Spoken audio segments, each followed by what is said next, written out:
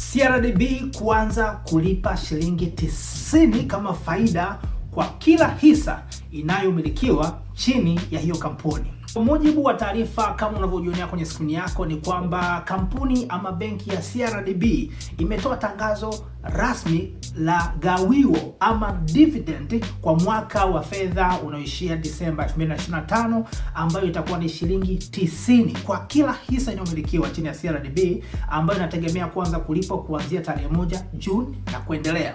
Sasa hizo tarehe ambazo zimewekwa kwenye tangazo ni muhimu sana kuweza kuzielewa, na nitajitahidi kuweza kuzielezea kwa kifupi.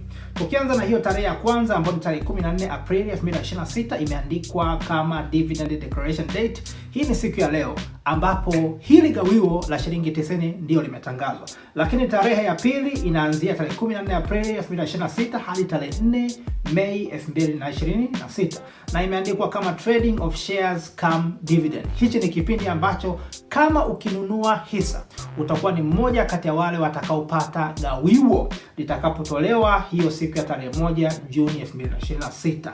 Lakini tarehe inayofuata ni tarehe 5 Mei 2026 na kuendelea, imeandikwa kama trading of shares ex dividend. Hichi ni kipindi ambacho kama ukinunua hisa hautapata gawio kwa siku ya tarehe 1 Juni, lakini badala yake utapata gawio kuanzia mwaka unaofuata. Kwa maana nyingine, watakaonunua hisa kati ya tarehe 14 Aprili, kati ya leo mpaka tarehe 4 Mei, ndio watakaojumuishwa kwenye wale watakaopata faida ama gawio siku ya tarehe 1 Juni 2026. Lakini ananunua baada ya hapo, ndio tunasema ananunua kipindi cha ex dividend, ambapo hatapokea gawio kwa mwaka huu, badala yake atapokea mwaka ujao.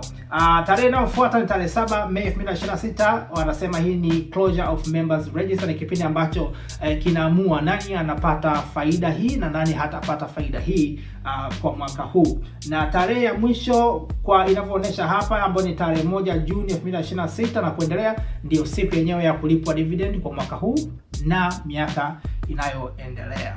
Na wito mkubwa uliotolewa katika tangazo hili kwa wanahisa ama wamiliki ni kwamba mnashauriwa kukusanya ama kuhakiki taarifa zenu za malipo ili kuhakikisha kwamba mnapokea malipo yenu kwa tarehe ambayo imepangwa sawa na inavyotegemewa. Zaidi ya hapo, kwa ajili ya taarifa zaidi, uchambuzi, lakini pia elimu zaidi, tukutane Ijumaa saa 1 jioni kwa ajili ya kipindi chetu cha uchambuzi ambacho ninakifanya na Orbit Securities kinachokwenda kwa jina la Mezani na Orbit. Kipindi hichi kinafanyika live kupitia YouTube na Instagram kwenye kurasa inayokwenda kwa jina la Mtaji Academy.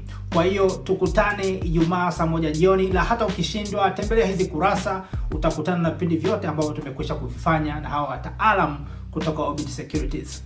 Tukutane baadaye.